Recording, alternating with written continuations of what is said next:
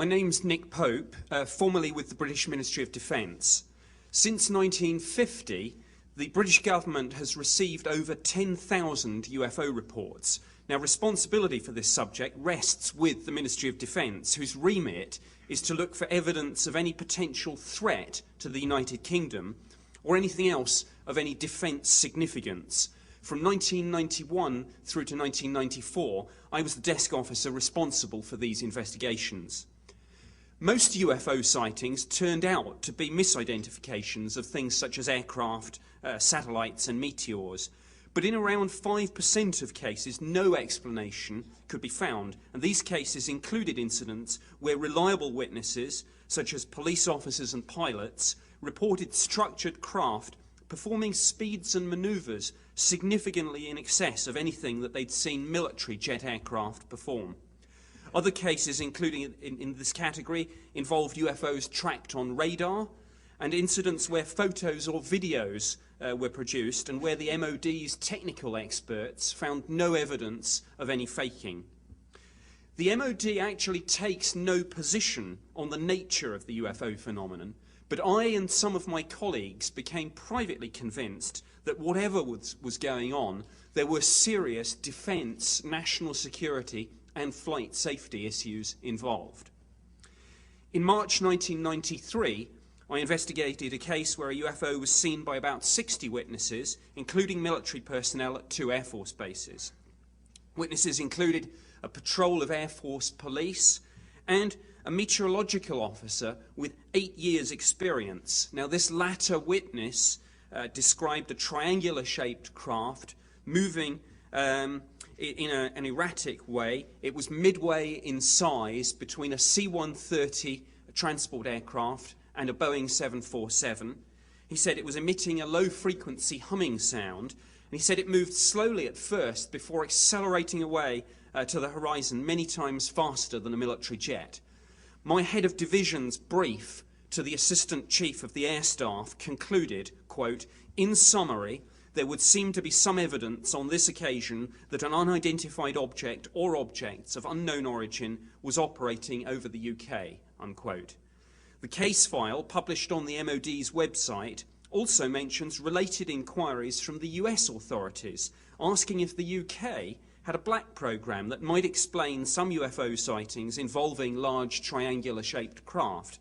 Now, that's interesting, given the US government's public position that UFOs are no longer investigated. Britain's best-known UFO sighting occurred in 1980 and involved United States Air Force personnel from 2 military bases in the UK. There were multiple witnesses, and an object was seen to land in a place called Rendlesham Forest. A Geiger counter was used to take radiation readings at the landing site, and the assessment undertaken by the MOD's Defence Intelligence staff stated that the levels recorded seemed, quote, "significantly higher than the average background," unquote. We're fortunate to have 2 of the witnesses to these events here today, and I'd like to hand over to one of them now so he can give you some specifics. Thank you.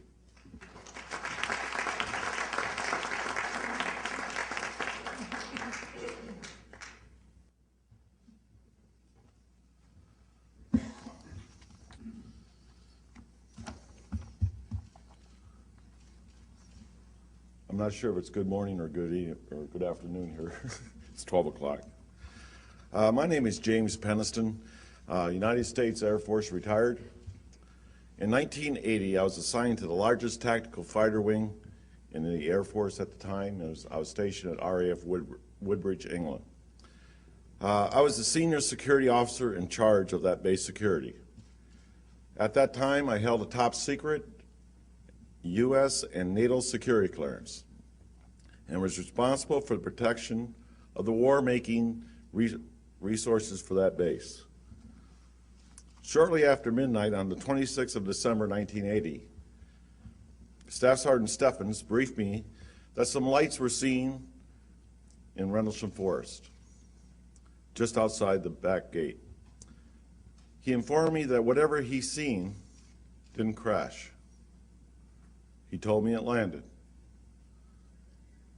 I discounted that and reported to the control center at the base that we had a possible downed aircraft.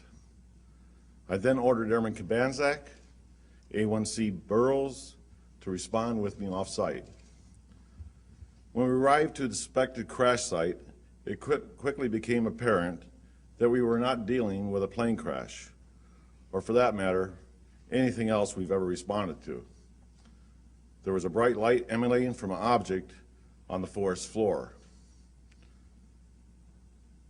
As we approached it on foot, a silhouetted triangular craft about 9 feet long, 6.5 feet high, came into view. The craft was fully intact and sitting in a small clearing just inside the woods. As the three of us got closer to the craft, we started experiencing radio difficulties. I then asked Airman Kabanzak to relay the radio transmissions back to our control center, act as a relay.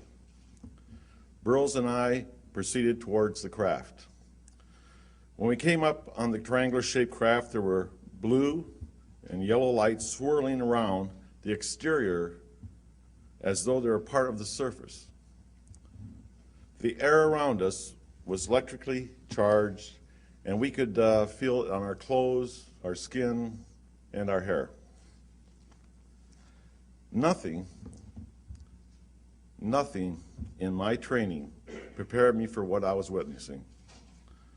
After 10 minutes without any apparent aggression, I determined the craft was non-hostile to my team and to the base. Following the security protocols, we completed a thorough on-site investigation. This included a full physical examination of the craft, which included photographs and my notebook entries that I had at the time, and relays with the radio through Airman Kabanzak to our control center. Those were required. On one side of the craft, there were symbols that measured 3 inches high, and they're approximately about 2.5 feet long.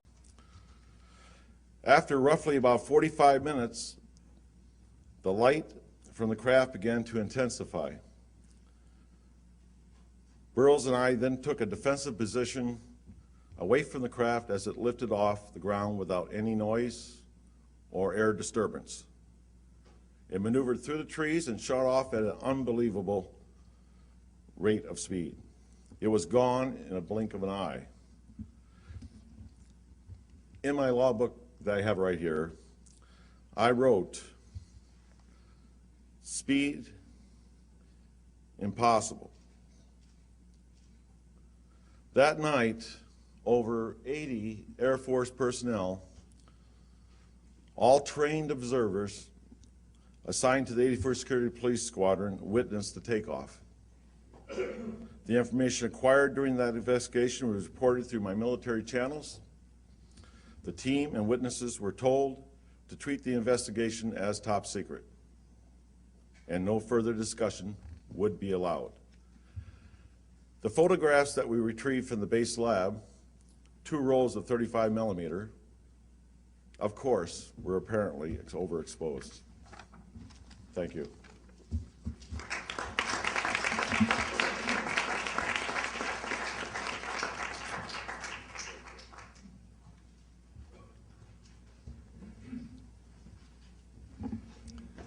Good morning, ladies and gentlemen. My name is Charles I. Halt. In 1991, I retired from the U.S. Air Force as a colonel. I was base commander of two large military installations, and at my time of my retirement was Director of Inspections Director for the DoD Inspector General. In that capacity, I had inspection oversight of all military services and defense agencies. In 1980, I was the Deputy Base Commander at RAF Bentwaters, the largest twin base complex in East Anglia. At the time, this was the largest tactical fighter wing in the Air Force. In late December 1980, I was called upon to investigate a very strange event, an event that was distracting our security police from their primary duties. Early on the morning of 26 December 1980, our police patrolman discovered strange lights in the forest east of the back gate at RAF Woodbridge. 3 patrolmen were dispatched to investigate. They reported a strange craft, triangular in shape, sitting on 3 legs. The craft was approximately 3 meters on a side. It had multiple lights. It rapidly maneuvered and quickly disappeared. I was not immediately aware of all the details, only being told of strange lights, and I assumed there was a reasonable explanation for this. 2 nights later at the family Christmas party, I was interrupted by the on-duty police commander. He told of strange events and said it was back. Since my boss had to present awards, I was tasked to go out and investigate. I fully expected to find an explanation. I took 2 senior patrolmen with me, a disaster preparedness expert, and the reporting on-duty police officer. At the site we found 3 1.5-inch indentations, triangular in pattern. Now today I have a plaster cast of one of those 3 indentations. And as you can see, it's about 1.5 inches, maybe 2 inches deep, and about 9 inches across. An interesting point is that the forest floor there was very hard-packed sand. In order to make 3 impressions of this nature, it would have had to have been a very heavy object. We discovered mild radiation and evidence of broken branches on the trees. We suddenly observed a very bright red-orange object. It was oval and with a black center. It reminded me of an eye, and it appeared to be winking or blinking. It maneuvered horizontally through the trees with an occasional vertical movement. When approached, it receded and silently broke into 5 white objects. We moved out of the forest and onto a pasture and observed several objects in the sky, multiple objects to the north. They changed shape from elliptical to round. Several other objects were seen to the south.